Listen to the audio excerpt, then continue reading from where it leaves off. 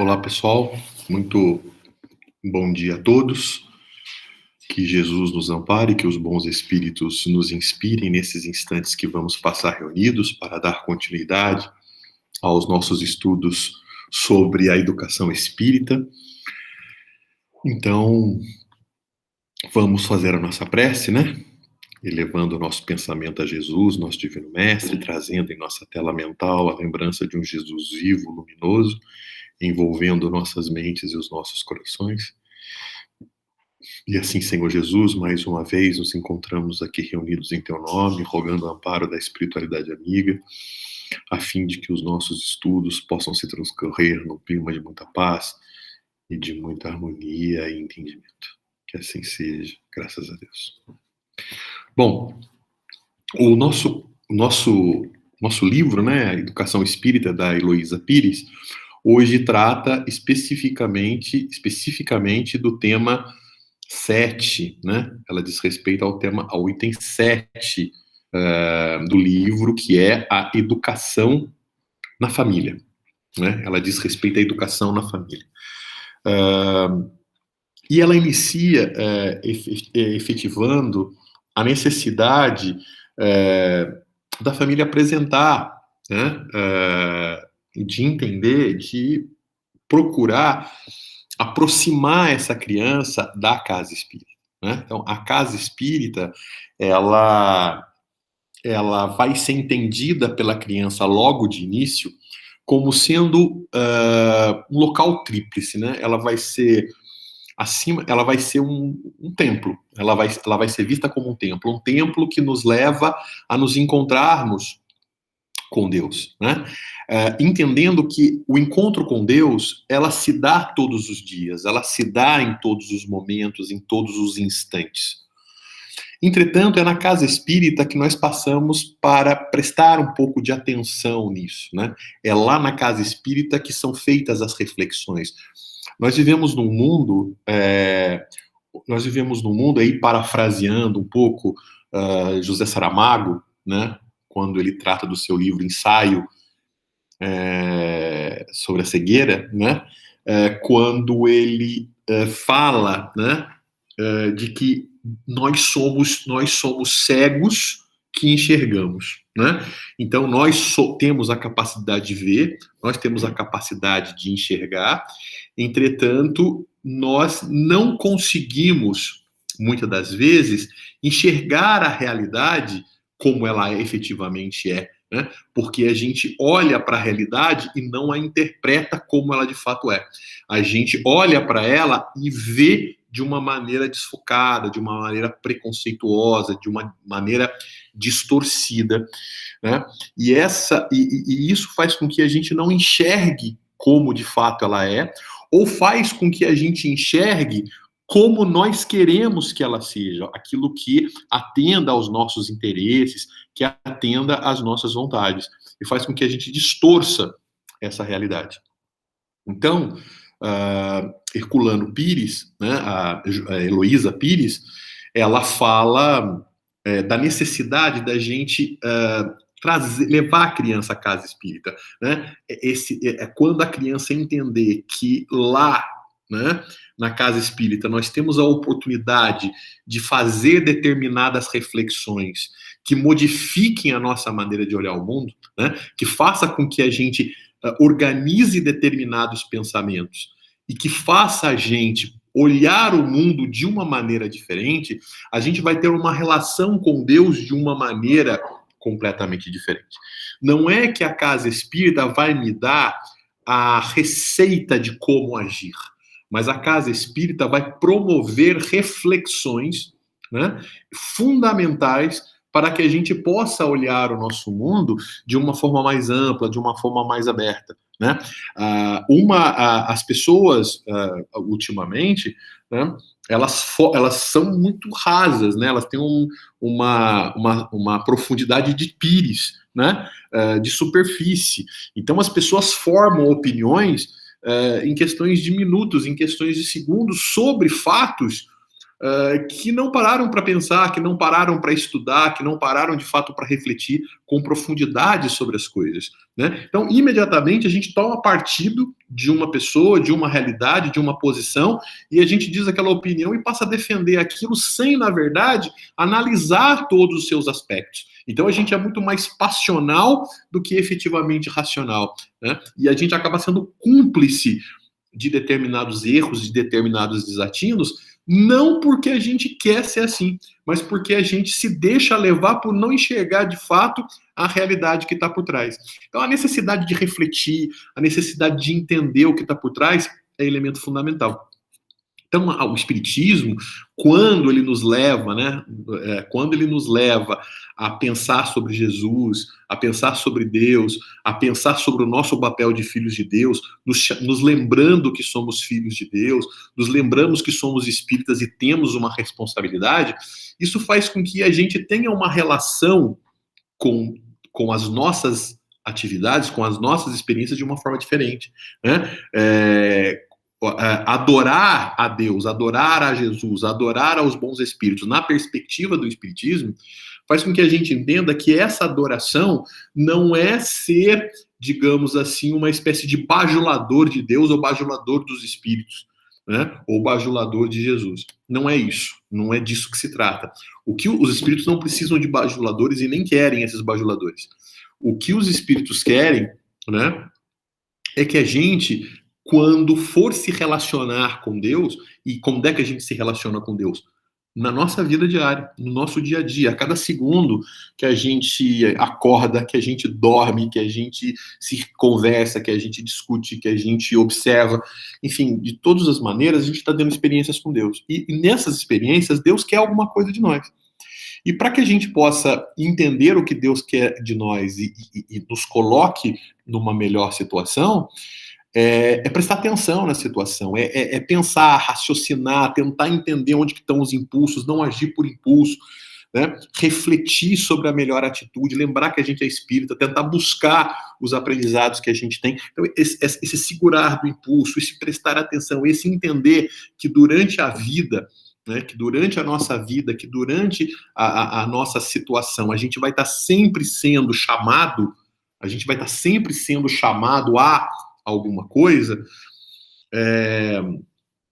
a gente precisa estar atento, né, para não ser engolido pelas ações materialistas, por aquilo que o materialismo quer que a gente faça, né, para que a gente não seja manipulado por essas questões. Então, quando a gente vai ao templo espírita e descobre que a interação com Deus não é somente ali na casa espírita, mas são todos os momentos, são todos os instantes, isso faz com que a gente se lembre de nossas convicções, se lembre dos nossos compromissos, né? E faz com que a gente tenha uma outra atitude perante a vida.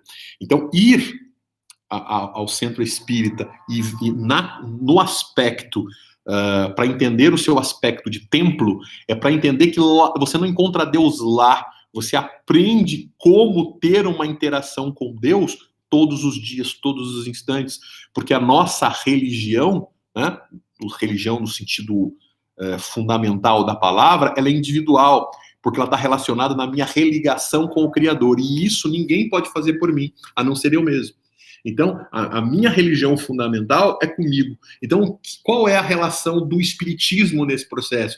É de, junto, né, com todos, produzir um processo reflexivo, né, me levando a prestar, a chamar a minha atenção para prestar a atenção nessas experiências que eu tenho com Deus. E essas experiências com Deus e o processo reflexivo é que vão me ensinar ou vão permitir a mim mesmo decidir qual deve ser a minha atitude perante a vida e perante as questões. Então, esse é um elemento fundamental, um elemento importante. O segundo aspecto na relação com a casa espírita é entender a casa espírita como uma escola, né? Lá a gente vai aprender muita coisa, né? Aprender determinados conceitos, aprender determinadas ideias que são discutidas por Kardec, e essas ideias vão nos permitir entender muita coisa da vida, refletir sobre determinados acontecimentos, tentar ficar atento a determinados fatos que nos desviem do caminho correto, né? Então, alguns conceitos, algumas ideias nos auxiliam a ter uma realidade mais clara, né? Mais evidente. E num terceiro aspecto, entender que a casa espírita é uma grande família, né? Porque, de uma certa forma, é ali que a gente recorre nos momentos de dores, nos momentos de dificuldade, mas é ali também que a gente pode estender a nossa mão, é ali que a gente pode ajudar muitas pessoas, que a gente pode contribuir com todas as pessoas ali, né, formando ali uma grande extensão, né? Quer dizer, esse é um ponto importante da gente entender, da gente fazer esse laço com a casa espírita, porque a gente pode ser útil ali, né? É ali que muitas das pessoas necessitadas chegam, é ali que as pessoas precisam de uma palavra amiga, é ali que as pessoas precisam de um braço forte. Então, claro, as pessoas que necessitam, elas vão necessitar a todo momento, a todo instante, e elas vão aparecer na nossa vida, na casa espírita ou não espírita. Entretanto, na casa espírita, nós vamos encontrar pessoas que são semelhantes a nós, né, que têm uma certa simpatia com as nossas ideias, com os nossos pensamentos, e podem somar conosco um esforço na ajuda de determinadas pessoas, né? Então, ali a gente se inspira, ali a gente compreende determinados exemplos. Então, a casa espírita é uma grande família nesse aspecto. É claro que a gente, individualmente, a gente vai ter os nossos amigos diferente daqueles que são nossos familiares. Nós vamos ter relações que estão além das nossas relações familiares. Mas é a família que nos lembra quem a gente é, qual é a nossa essência, nos energiza, nos compreende, nos abraça nas dificuldades e nos dá condições para que a gente possa ter equilíbrio nas relações que a gente vai manter com o estado de fora da sociedade, né? Da sociedade como um todo, né? A família é entendida nesse aspecto como uma socialização primária, né? Então perceba, perceba como as coisas estão se estabelecendo, né? Como é que a autora se coloca. Nós formamos a nossa identidade, nós criamos a nossa identidade a partir dos processos de socialização. Nós vamos fundamentando a nossa personalidade em função, né, dos processos de socialização. É claro que a gente tem tendências do passado, é claro que nós trazemos as tendências de encarnações anteriores, mas é nessa encarnação, nas interações que a gente faz, em que a gente, então, pesa o que a nossa vontade, os nossos desejos, as nossas tendências, né, as nossas vontades, os nossos impulsos, com determinadas questões relacionadas ao hoje, né, a situação atual, né, e a necessidade de ser melhor, de ter uma resposta diferente para a vida, né, porque senão, se eu tiver as mesmas respostas, exatamente as mesmas respostas de vidas anteriores, eu não evoluo, né, eu só evoluo se as minhas respostas, se as minhas atitudes perante os acontecimentos da vida sejam diferentes e sejam melhores. Então, o que acontece? Eu tenho que ter a capacidade, portanto, de, nessa nova encarnação, nessa nova vida, nessas novas experiências, olhar para deixar, né, entender que as boas tendências precisam vir à tona e perceber que as más tendências me trazem negatividade, me trazem más relações e eu contê-las. Então, a gente dá vazão às boas atitudes, contém as más atitudes, e nessa relação de equilíbrio, a gente efetivamente evolui. Então, nessa perspectiva, a família tem um processo de socialização onde ela é a primeira a nos dar os elementos necessários para que a gente busque, né, uma identificação, ou seja, que a gente busque determinadas bases, que a gente sempre consulte todas as vezes que as complicações do mundo se fizerem. Quando a gente cresce, quando a gente vira adulto e a gente vai estabelecer relações com as demais áreas da sociedade, a gente é engolido por determinadas atitudes, a gente é inspirado a fazer determinadas coisas, a gente é levado a pegar determinados caminhos e algumas vezes a gente se vê numa dúvida se deve ou não fazer aquela atitude, se deve ou não tomar aquela, ter uma ou outra opinião, decidir por uma ou outra circunstância. muitas das vezes, nós não temos os nossos pais do lado no exato momento em que a coisa acontece para a nossa tomada de decisão. Quando nossos filhos são pequenos, quando os nossos filhos são de colo ou estão muito, né, a gente consegue, de alguma forma, organizar, orientar, direcionar, controlar o comportamento dessas crianças. A gente toma a decisão por eles. A gente escolhe por eles a religião, a gente escolhe por eles a gente escolhe por eles a escola, a gente escolhe por eles as atividades que vão realizar, né? O alimento que eles vão consumir, que programas de televisão eles vão assistir. Então a gente tem ali o poder de fazer isso. Quando eles vão crescendo, eles vão ganhando uma maior autonomia, eles vão se relacionando com outros grupos sociais, que não apenas o da família, e isso vai fazendo com que eles comecem, então, a ser influenciados por outras ideias, por outros sentimentos, por outras percepções. E muitas das vezes, ideias e percepções contrárias a determinados ensinamentos que recebeu na família, e isso causa a ele determinados conflitos. Quando essas tendências, quando essas características do indivíduo combinam com determinados convites, ele cede. Né? Ele cede. Então, a nossa vida, ela, quando chegar na fase adulta, ela pode nos fazer mergulhar e a gente começar a atender aos convites em função dos nossos instintos e fazer com que a gente passe a tomar uma vida completamente diferente daqueles ensinamentos, daqueles propósitos, daqueles princípios que a gente recebeu na infância. Então, quando a vida está difícil, quando a vida está complicada, é na própria família, puxa, qual a atitude que eu vou tomar? É na própria família que eu me identifico. Não, calma aí. Eu aprendi determinados valores, eu aprendi determinados princípios, eu não sou assim, eu sou desse jeito. Né? Nesse mundo onde o ataque à identidade é o tempo todo, né? Onde as pessoas tendem a nos influenciar para tudo, para nos puxar para determinadas atitudes, para determinadas opiniões, os programas de televisão, os analistas, os repórteres, os políticos, os escritores, enfim, né, as pessoas com quem a gente convive, o tempo todo estão opinando, estão dizendo, e a gente está sobre essa miríade de informações, e uma delas a gente segue. Então, para que a gente possa fazer a melhor escolha, para que a gente pode fazer o caminho, a gente precisa de uma base, a gente precisa de uma estrutura, a gente precisa de um elemento de identificação, e a família acaba sendo esses elementos de identificação.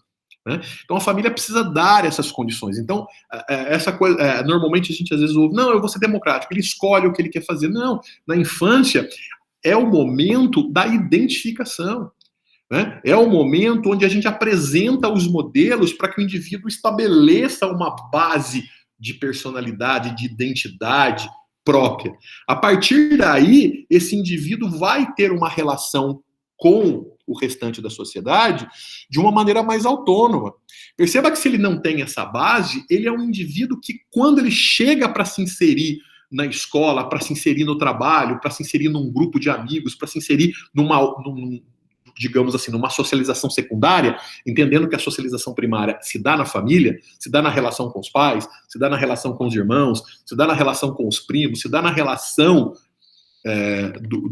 dentro de casa, ou tutorada pelos pais ou pelos responsáveis, entendendo então que é uma socialização primária. A socialização secundária é aquela onde nós nos relacionamos sem essa tutoria nas ações com as outras pessoas. E nessas ações com as outras pessoas, a gente pode ter uma relação com elas de uma maneira automática, acrítica, onde a gente se deixa levar sem a menor tipo de resistência. E quando é que e a gente se deixa levar, então? São as pessoas que a gente costuma chamar de Maria vai com as outras, são aquelas pessoas que se deixam levar pelos modismos, são pessoas que são empolgadas no sentido de se deixar levar e de topar de qualquer coisa, porque essas pessoas, elas não têm uma base que lhe sirva de orientação e direção para que ela possa selecionar determinadas atitudes em relação a outra. Não. Eu tenho um desejo, eu tenho uma vontade, o convite está vindo, mas eu tenho uma formação que diz que esse não é o melhor caminho, que essa não é a melhor orientação, que essa não é a melhor escolha e que eu preciso fazer outras escolhas, que eu preciso fazer outros direcionamentos. Então, quando o indivíduo ele tem essa base, é elemento importante. Daí a necessidade, portanto, da família, nesse momento, contribuir fortemente na formação identitária do indivíduo. Dar uma contribuição identitária, fazer com que o indivíduo tenha uma base para que ele possa recorrer sempre que ele tenha dúvidas, sempre que ele entre num determinado conflito entre o desejo, a vontade, né, e o convite, ele precisa ter um outro elemento para saber, olha, isso eu quero, mas me é conveniente? Isso eu desejo, mas me convém? Isso vai ser bom? Isso é razoável? Né? E a gente entra, então, numa questão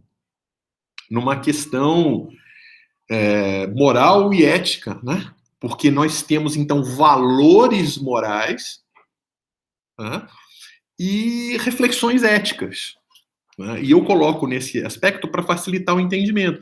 Os valores morais são aqueles valores que a gente tem como importantes, como elementos ou como características do caráter, da personalidade, que precisam ser valorizadas o tempo todo. Daí dizer valores, daí dizer moral. Agora, durante a vida é que a gente vai ver como é que a gente vai aportar esses valores no dia a dia, né? Então, por exemplo, eu posso valorizar a honestidade como um princípio importante do caráter de qualquer pessoa, né?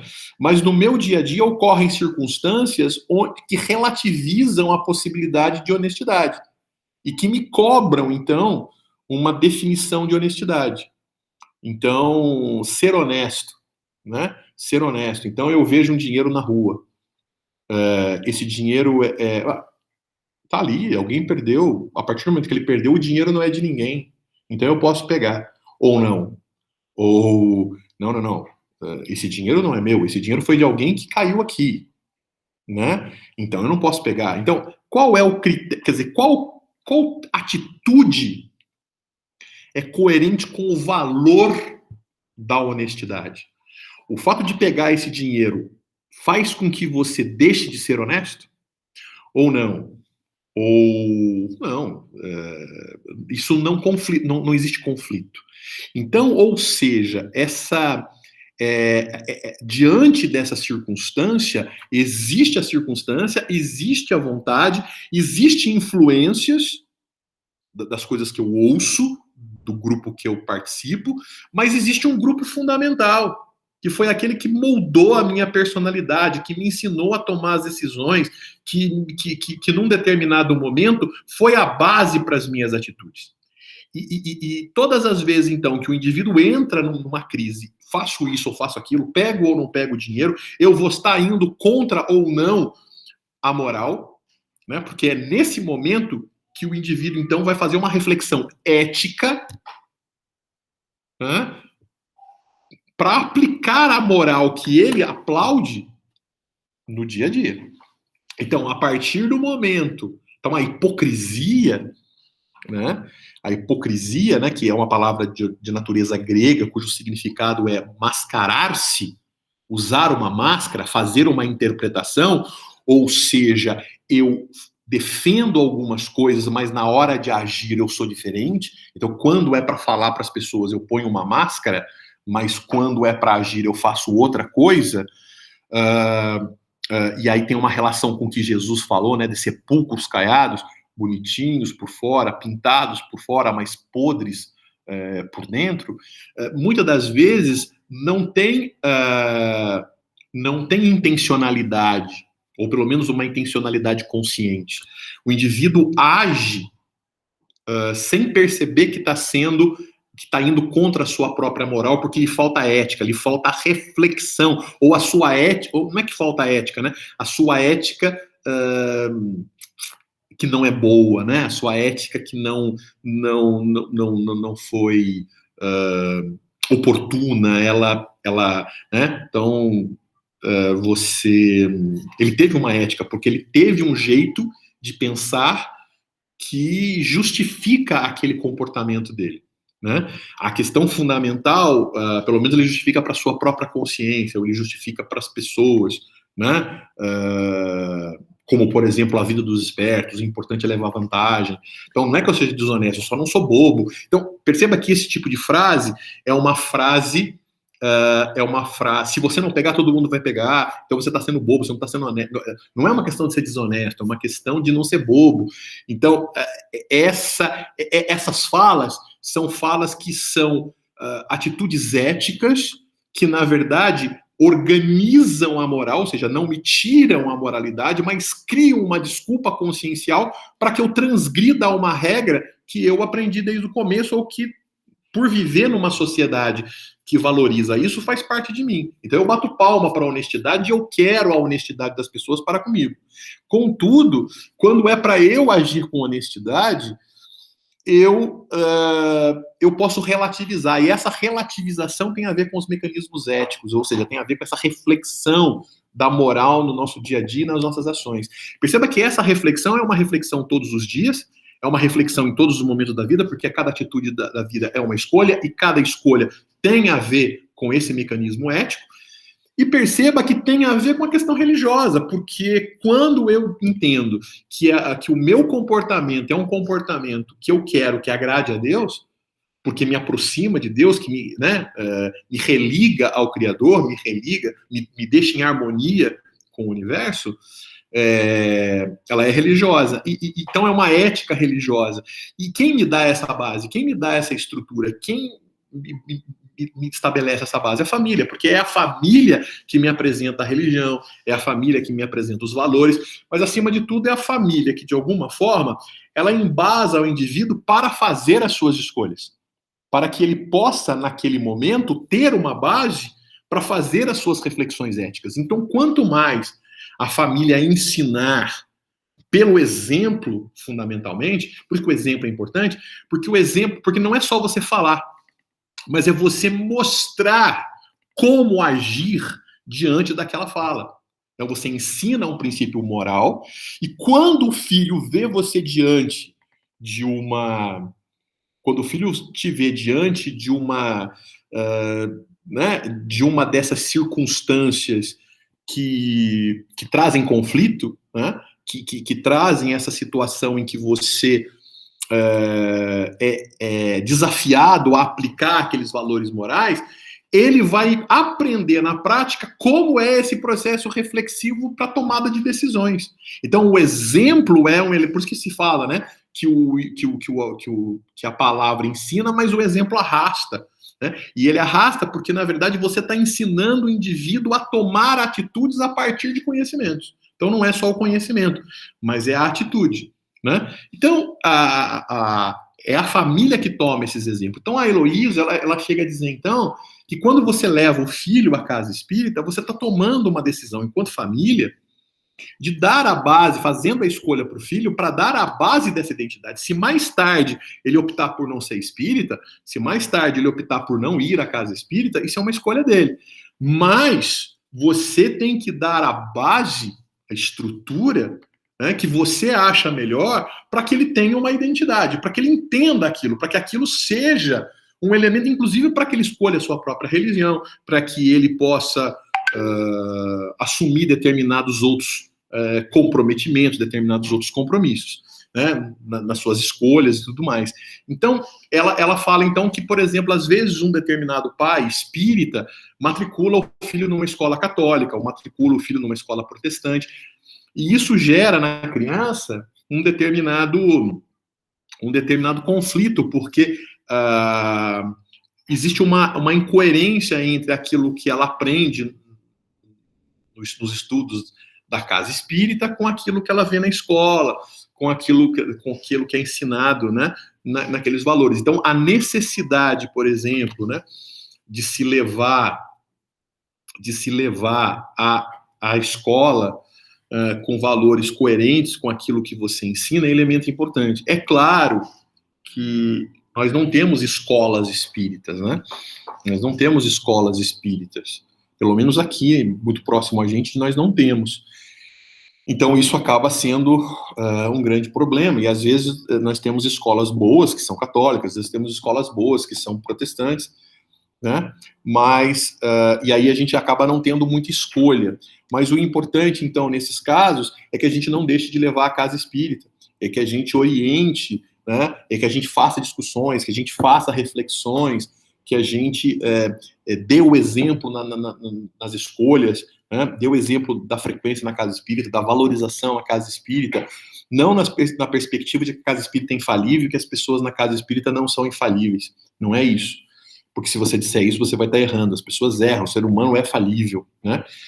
O que acontece é que, ao ensinar a casa espírita, você vai dizer que ali é uma oportunidade de você... Não é que você não vai ver o erro, mas você vai ver ali reflexões que dizem respeito a você, que têm a origem. Mesmo que as pessoas errem, você vai entender o erro porque você sabe o que é certo, porque lá é dito isso, porque lá é orientado, e os conceitos de certo e errado que você apresenta para essas crianças como base para futuras escolhas é o espiritismo. Então, se você abraçou a doutrina espírita como elemento básico, a família deve dar essa base, né, espírita, de fato, para as crianças, né, deve orientar essa base para as crianças, né? A partir disso, a família espírita, né, ela vai explicar para essa criança de que nós somos espíritos livres, nós temos liberdade, nós estamos sujeitos a uma lei de liberdade, então nós somos livres para fazer coisas.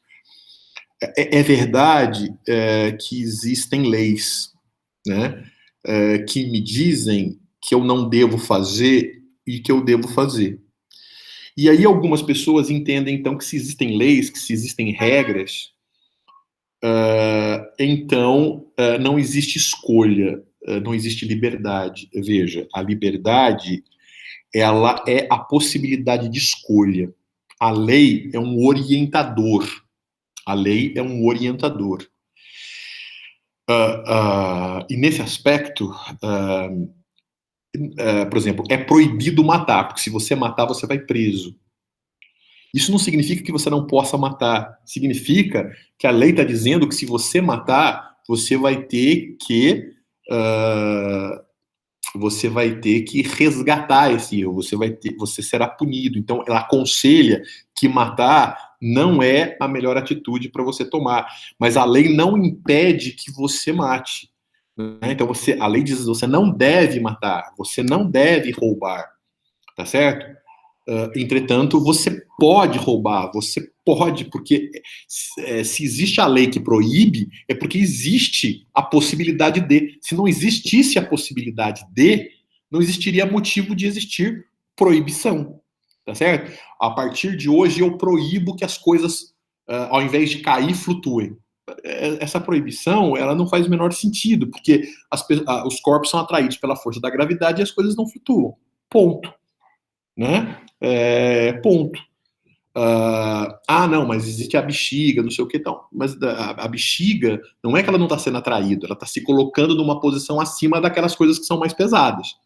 Mas ela está ainda, ela não vai embora, né? Uma bexiga não vai para o espaço. Ela chega até um certo ponto, até o ponto onde os gases que estão na parte externa são mais leves do que os gases que estão na parte interna. Então ela não vai até o espaço. Por quê? Porque ela é mais pesada do que as outras coisas. Então, na verdade, você não proíbe as coisas com relação a isso, porque nós estamos sujeitos à gravidade, então as coisas não são possíveis. Então, você só proíbe coisas que são impossíveis, que são possíveis. As coisas que não são possíveis, você não proíbe. Então, a lei, ela é um orientador, não faça. Porque se você fizer, você vai ter consequências. Né? Mas elas não são proibitivas no sentido de que elas impedem, elas não são proibitivas no sentido de que elas limitam ou tiram a sua liberdade. Você pode fazer. Agora, você vai sofrer as consequências por suas ações, por suas atitudes. Então, a necessidade de não, já que as pessoas estão predestinadas ao nascer a fazer escolhas, porque nós somos livres e nós vamos fazer escolhas, é fundamental que a gente não faça, que quando essas crianças não possam fazer as escolhas, a gente não faça as escolhas para elas sem a devida explicação, sem a devida orientação, sem o devido ensino de como é que se toma atitudes. Então, ensinar não é só falar sobre determinado conceito, mas é ensinar como se aplica aquele conceito na vida diária, né? Porque tem a ver com a tomada de decisão. Por que eu tomei essa decisão ao invés da outra? Então, por isso que a educação na família, ela precisa ter um caráter dialógico, ela precisa ter um caráter dialético. Porque se a educação na família, ela não for dialética, ela não for dialógica, se ela for impositiva, a criança aprende a se moldar a determinados processos de socialização, a determinados grupos sociais, de maneira acrítica, de maneira subalterna, de maneira não reflexiva, né?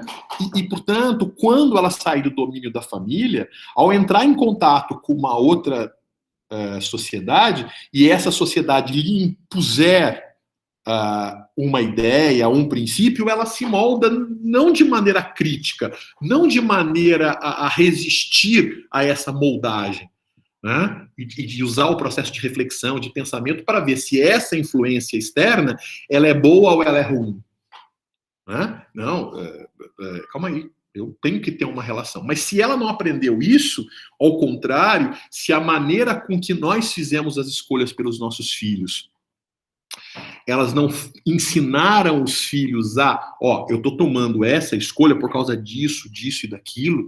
Se a criança não perceber, se ela não vivenciar o conflito e perceber quais são as bases que você consulta para tomada de decisão, elas nunca vão aprender isso. Se você decide por elas, se você impuser a elas qual deve ser a atitude, sem que elas pensem por que você está tomando aquela atitude, né? E às vezes é muito, digamos assim, confortável fazer isso. Não, vai fazer assim, pronto. Por quê? E se eu for explicar, aí ele vai discordar, porque ele não entende, isso vai dar pano para manga, então eu prefiro, vai fazer do jeito que eu quero, pronto, acabou, quem manda sou eu e pronto. Ok, isso é mais confortável, é mais fácil, mas não necessariamente você está educando. E evidentemente, quando você não necessariamente porque você está educando de um jeito pouco elevado, porque você está educando o indivíduo para não tomar escolhas, você está educando o indivíduo para deixar com que as pessoas tomem a decisão por eles, que escolham por eles. Então, quando eles estiverem num relacionamento, seja num outro grupo social, seja num casamento, seja num namoro, seja na escola, seja no trabalho, seja, enfim, quando ele tiver um outro relacionamento, a maneira com que ele vai se relacionar com essas pessoas é esse relacionamento de fazer com que as escolhas sejam feitas pelas pessoas, ou pelos lugares, ou pelas circunstâncias sociais no qual ele está.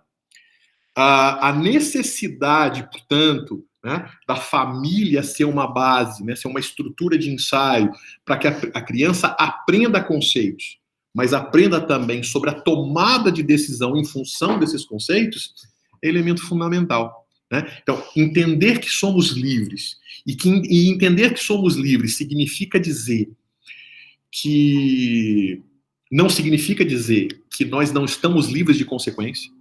Né? Estamos livres, podemos escolher, mas ao escolher um caminho, você tem essa consequência. E escolher esse caminho, você tem outra consequência. Aliás, isso é o princípio da escolha.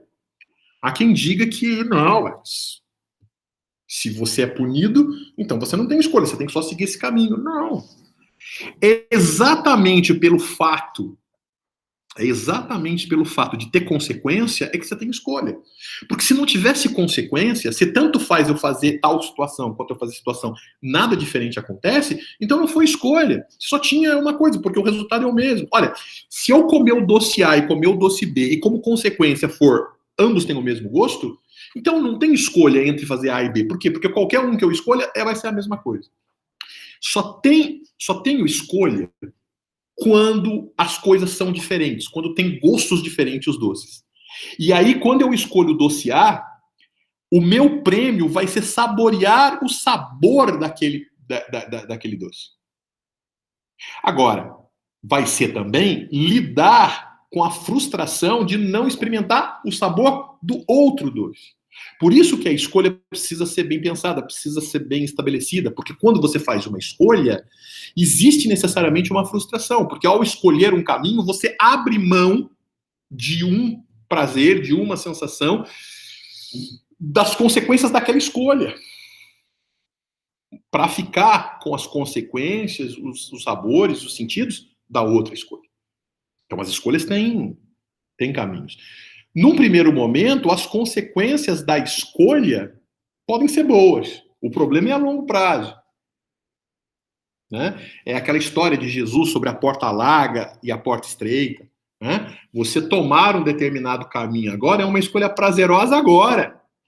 Mas no futuro vai sofrer consequência pela escolha de agora, que pareceu prazerosa agora, mas depois vai trazer problemas. É isso? Então, como é que é isso? Então, é fundamental que as pessoas aprendam a tomar essas decisões no sentido de perceber que não há escolha, não há liberdade sem consequência. E aí eu tenho que ter capacidade de entender que eu posso escolher, mas eu tenho que entender quais são as consequências da minha escolha. Escolher não é algo simples. Escolher está intimamente relacionado com duas sensações básicas. A primeira é a de alegria por poder escolher. E a segunda, a frustração por, muitas das vezes, perder aquilo que não escolheu. Parece estranho, né? Mas vamos lá.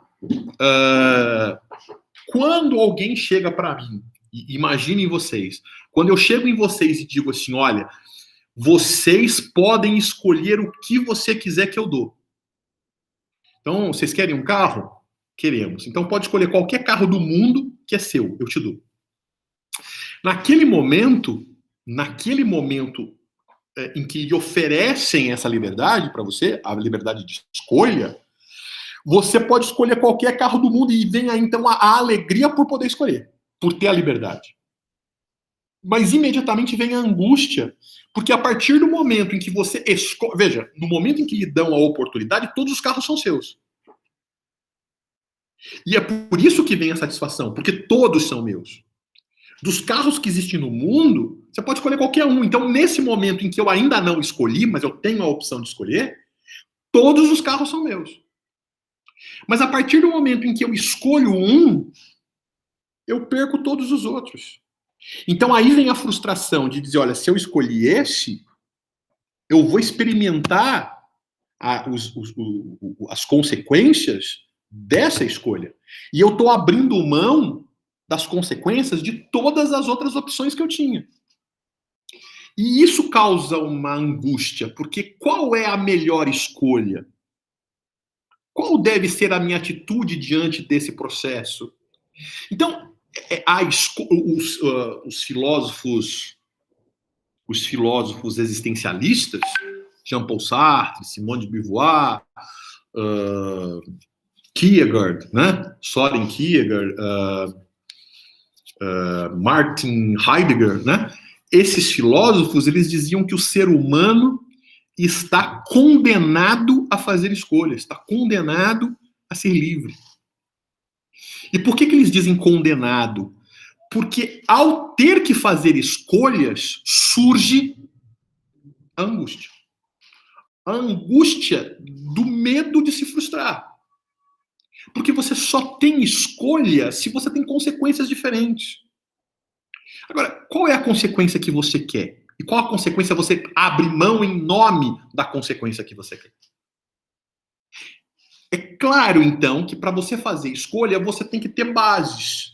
Ou você faz uma base materialista, e a base materialista é sempre ter prazer imediato, mesmo sabendo que no futuro isso pode dar problema. Mas você pode ter uma influência de natureza espiritual que diz assim, olha, o prazer não é imediato, mas você pode ter satisfação lá no futuro. E por que o espiritualismo diz isso? Porque o espiritualismo, ele está fundamentado no espírito. E como ele está fundamentado no espírito, ele está fundamentado em coisas que são eternas. São coisas que não acabam, são coisas que não são fugazes. Então a sua escolha não pode ser uma escolha que traz prazer momentâneo. Porque você não é momento, você é eterno, você é eternidade. A gente não é bem eternidade, porque eternidade é que não tem começo, não tem fim, a gente teve começo, né? Mas a gente é imortal, não tem fim, então não acaba. Né? Por outro lado, a gente tem, né, o materialismo que diz assim, que conversa que você é eterno, que nada. Você tem certeza que você é espírito, você tem certeza dessa vida. Então, curta a vida, curta. Você tem certeza se não vai morrer amanhã? Então, se você não sabe se vai morrer amanhã, curta a vida de montão hoje, de detalhe. Você não sabe se é espírito, portanto, se morrer amanhã, você não sabe se vai ter vida espiritual. Então, perceba que as convicções que você tem são base para a tomada de decisão, porque vai definir qual deve ser a sua escolha. Portanto, levar a criança à casa espírita, fazer com que ela olhe a casa espírita não como aquela que dá a receita, que dá o caminho, que faz com que ela chegue lá no dirigente e pergunte qual é a atitude. Eu falo para o espírito, eu tenho escolha A e escolha B, com quem eu me caso? Com que profissão eu escolho? Que números eu jogo na Mega Sena? Que tipo de investimento eu faço na Bolsa de Valores? Esse tipo de resposta, quem tem é você. Quem tem que ter a resposta é você, porque você é livre. A partir do momento que você abre mão da liberdade para deixar que um membro do centro espírita, para que um espírito tome por você, estamos tirando a sua liberdade, estamos tirando o seu livre-arbítrio. E os espíritos não vão fazer isso com você. E o espiritismo não vai fazer. Pode ser até que algum espírita, né, imperfeito, tente fazer isso com você. Mas os bons espíritos e o espiritismo não diz para você ser assim. Ao contrário, ela diz que você, fundamentalmente, é livre para fazer escolha e deve fazer escolha. E ela nos ensina a existência do livre-arbítrio. E quando ela nos ensina o livre-arbítrio, ela nos fala que uma coisa é ser livre, outra coisa é a capacidade de exercer a liberdade. O fato de eu ser livre não significa que eu estou preparado para exercer essa liberdade. O fato de eu ser livre e de poder escolher não significa que eu sou capaz de fazer boas escolhas. Então, o fato de eu ser livre não significa que eu tenho livre-arbítrio. Entenda, portanto, que livre-arbítrio é a capacidade de fazer escolhas. Eu posso ter uma má capacidade, uma capacidade mal desenvolvida para fazer escolha. Mas eu sou livre de qualquer jeito. Então, a criança precisa entender, o adolescente precisa entender, né, os nossos filhos, os nossos educandos precisam entender que eles vão fazer escolhas e que hoje as escolhas deles são tutoradas pelas nossas escolhas. E à medida que crescem, a nossa capacidade de escolher por eles vai diminuindo e a capacidade deles escolherem por eles próprios vai aumentando. É claro que quando eles saem de casa para passear com os amigos e tudo mais, ele só saiu porque você permitiu. Entretanto, quando você permite isso, porque é natural, existem muitas coisas que ele pode fazer lá. Ah, mas depois ele vai ter que me enfrentar. Sim, mas ele pode te enfrentar e ele pode fazer aquilo que você não esperava. E daí e aí é o seguinte, se você ensinou ele a tomar as decisões, ele vai tomar essas decisões lá. Mas se você não ensinou ele a tomar essas decisões, muito pelo contrário, você decidiu por ele, você impôs a decisão a ele não aprendeu a tomar decisões. Então, diante da outra situação, mesmo que ele saiba que aquela atitude é errada, mas como ele não sabe tomar atitude, porque diante de uma imposição de um grupo ele submete-se, porque ele não aprendeu a ter um conhecimento, uma relação, ele não aprendeu com o outro que ele pode discordar, que ele tem o direito de discordar, ele se submete. E aí ele pode fazer escolhas contrárias ao que você faz. Então é fundamental, é importante que a família possa existir como base. Para que o indivíduo leve para sempre, no seu dia a dia. Mesmo que ela não esteja presente nesse dia a dia, mas que ele leve a família consigo nesses valores, nesses princípios. Porque diante da sua escolha, são esses valores, são esses princípios que ele vai considerar na hora de fazer a sua escolha. Na hora de fazer a sua escolha. Então, a família é essa base. E a família, então, espírita, ela deve oferecer essas bases espíritas para ele. Entendendo que uma coisa é assistir à casa espírita, uma coisa é entender a casa espírita. Outra coisa é viver a realidade do dia a dia e a dificuldade de aplicar os conhecimentos da casa espírita no seu dia a dia. E mostrar, hoje eu não consegui, mas amanhã eu vou tentar, eu vou me esforçar. E tentando mostrar as dificuldades de fazer isso. Mas uma luta, um desejo, uma vontade de fazê-lo. À medida que ele vai aprendendo esse processo, ele vai tentando aplicar isso no dia a dia dele. Né? Então a família tem essa importância, tem esse papel, né, fundamental de ser a base para que o indivíduo depois possa fazer as suas escolhas que ninguém vai poder fazer por ele mais tarde. Tá certo, gente? Então, basicamente é isso. Eu espero que, esse capítulo 7, eu espero que de alguma forma eu tenha contribuído para a compreensão de todos sobre esse capítulo. Eu gostaria de agradecer e convidar todos para fazer a prece de encerramento, né? Elevar o nosso pensamento a Jesus, nosso Divino Mestre, trazendo em nossa tela mental a lembrança de um Jesus vivo, luminoso, envolvente, a fim de que, Mestre, as vossas luzes, as vossas bênçãos possam se fazer presente, possam nos intuir e possam ser bases para que a gente se lembre de quem a gente é, para que a gente se inspire de se lembrar de quem a gente é, espíritos, e possa fazer mais escolhas espirituais ao invés de escolhas materiais. Então, em nome do Mestre, em nome dos benfeitores espirituais, pedimos permissão para o encerramento de mais um estudo, de mais um trabalho, que assim seja, graças a Deus. Bom dia a todos, né? Um ótimo finzinho de final de semana. Um abraço.